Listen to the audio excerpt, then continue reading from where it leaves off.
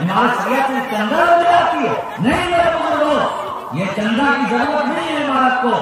ضرورت اس بات کی ہے کہ آپ کا ایمان بچے، ضرورت اس بات کی ہے کہ آپ کی شریعت بچے، ضرورت اس بات کی ہے کہ آپ کی شناخت بچے، ضرورت اس بات کی ہے کہ ہماری ماں اور بہنیں دین پر اور اسلام پر اور شریعت پر قائم و دائم رہے. اس لیے عمارت کام کر رہا ہے. ہماری ماں کو پتا چلے کہ ایک عورت ہونے کے ناطے سے اس کے اوپر ذمہ داری کیا ہے. ہماری بہنوں کو یہ پتا چلے ایک بیوی ہونے کے ناطے سے شوہر کے حقوق کیا ہے. اس کے لیے عمارت قائم ہے. اگر عمارت شریعہ نہ ہوتا، علماء کرام نہ ہوتے، تو آج کوئی بتانے والا بہار نہ ہوتا. کسی آبادی کو اتنی فکر نہیں ہے، وہ اپنی زندگی میں مست ہے، تمام طرح کی مشغولیات میں مست ہے، لیکن دینی اعتبار سے، شرعی لحاظ سے، حقوق کے لحاظ سے اور معاشرتی لحاظ سے جو حقوق ہے، اس سلسلے میں نہ پڑھنے کی فرصت ہے، نہ سننے کی فرصت ہے. اللہ سلامت رکھے علماء کرام کو، اللہ سلامت رکھے حضرت امیر شریعت کو، اللہ سلامت رکھے عمارت کی دیگر ٹیم کو اور دیگر وقت کو، اور جتنے وہاں پر کارکنان ہیں ان کو سلامت رکھے کہ ان کی محنت، ان کی فکر سے کبھی اس ضلع میں، کبھی اس ضلع میں، کبھی اس بلاک میں، کبھی اس بلاک میں پورے سال اس وقت کا دورہ ہوتا رہتا ہے.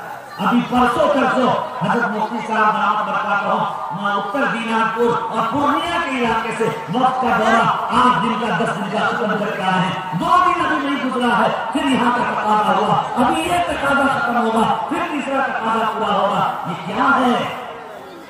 ہم اور آپ اکٹھا کرتے ہیں پیسے، کوئی آبادی 50,000، کوئی 1 لاکھ، کوئی 2 لاکھ روپیہ جمع کرتا ہے. یقیناً آپ کا دیا ہوا یہ خزانہ ہے جس کی بنیاد پر عمارت کے تمام کام انجام پائے. آپ ریزرو بینک ہیں، یہ مسلمان ریزرو بینک ہے. آپ کی مسجدیں آباد ہیں، ہم آباد ہیں، ہمارے مدرسے آباد ہیں. جب بھی کہیں پر کوئی آنچ آتی ہے، عمارت شریعہ سب سے پہلے پہل کرتا ہے اور آگے بڑھ کر کے کوشش کرتا ہے اور اس کام کو انجام تک پہنچانے کی کوشش کرتا ہے. میرے بھائیوں، میرے بزرگوں، میری ماں اور بہنیں، بہرحال اس موضوع پر حضرت مفتی صاحب سے حاصل گفتگو ہوگی. میں نے جو آیت کریمہ تلاوت کی اس سلسلے میں 2-4-5 منٹ اور گفتگو کر کے اپنی بات ختم کرنا چاہتا ہوں. عورتوں کے تعلق سے چونکہ دارالقضا سے میں منسلک ہوں، بہت سارے معاملات روز ایک نئے معاملات اور ایسے حالات پیش ہوتے ہیں کہ سن کر کے تعجب ہوتا ہے. آج شادی ہوئی 3 مہینے کے بعد خدا ہو جاتا ہے، آج شادی ہوئی 1 سال کے اندر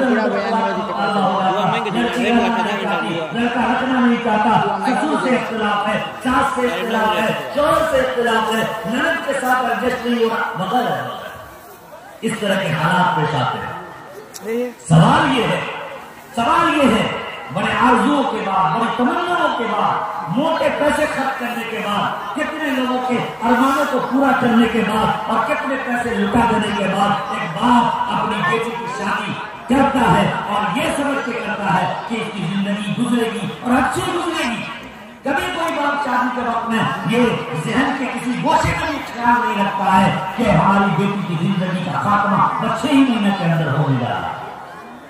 کیا وجہ ہے کہ ایڈجسٹ نہیں کر پا رہے، دونوں کا مزاج نہیں مل پاتا، اختلاف شروع ہو جاتا ہے، پہلے دن سے اختلاف، اور عجیب اختلاف ہوتا ہے، عجیب اختلاف ہوتا ہے. آپ سنیں گے تو تعجب ہوگا. ابھی پرسوں ایک جوڑا آیا تھا اور انہوں نے کہا کہ میں نے طلاق دے دیا. میں نے کہا کیوں طلاق دیا؟ تو کہا کہ میری بیوی اپنے بہنوں سے بات کرتی تھی اس لیے میں نے طلاق دیا. میں نے اس سے پوچھا کہ بہنوں سے بات کرتی تھی اس لیے تم نے طلاق دیا؟ تم اپنے بارے میں بتاؤ، تم بمبئی میں رہتے ہو، کن لوگوں سے بات کرتے ہو؟ خاموش ہو گیا. میں نے کہا کہ تم کو یہ چیز ناپسند ہے کہ وہ اپنی بہنوں سے بات کرے؟ کہاں؟ میں نے کہا تم پان کھاتے ہو؟ کہا نہیں. میں نے کہا گٹکا کھاتے ہو؟ کہا ہاں. میں نے کہا کتنی مرتبہ تم بھرنا کھاتے ہو؟ کہا مولوی صاحب گنتی یاد نہیں ہے، 10-20 کی تعداد میں ہم کھا لیتے. ہم نے کہا کبھی اپنی بیوی سے پوچھا جس کے بسترے پہ تم سونے جاتے کہ تمہیں یہ گٹکا کھانا پسند ہے یا ناپسند ہے؟ کبھی پوچھا؟ نہیں پوچھا. کہا ناپسند کے باوجود وہ تمہارے ساتھ سوتی ہے، تمہارے لیے کھانا بناتی ہے اور ایڈجسٹ کر رہی ہے، اور تم کو ایک چھوٹی سی بات ناپسند آئی کہ اپنے بھائی سے یا باپ سے یا باپ سے یا بہنوں سے بات کیا، تم نے طلاق دے دیا، زندگی کا خاتمہ کر دیا. اے نوجوانوں، بہت اچھی طرح یاد رکھو، یقیناً اللہ تعالیٰ نے مرد کے درجے کو بلند فرمایا ہے، مرد کو ایک مقام دیا ہے، مرتبہ دیا ہے، لیکن اس کا یہ مطلب ہرگز نہیں ہے کہ عورت پاؤں کے نیچے روکنے کے لائق ہے، عورت اس لائق ہے کہ اس کو قید میں رکھا جائے، عورت اس لائق ہے کہ اس کو مشروط کرا دی جائے کہ خبردار آپ کے بعد اگر تم نے باپ سے بات کیا یا بھائی سے بات کیا یا اگر تم نہ کہ گئی تو تم کو تینوں طلاق ہو جائے۔ یہ حق تمہارا نہیں ہے۔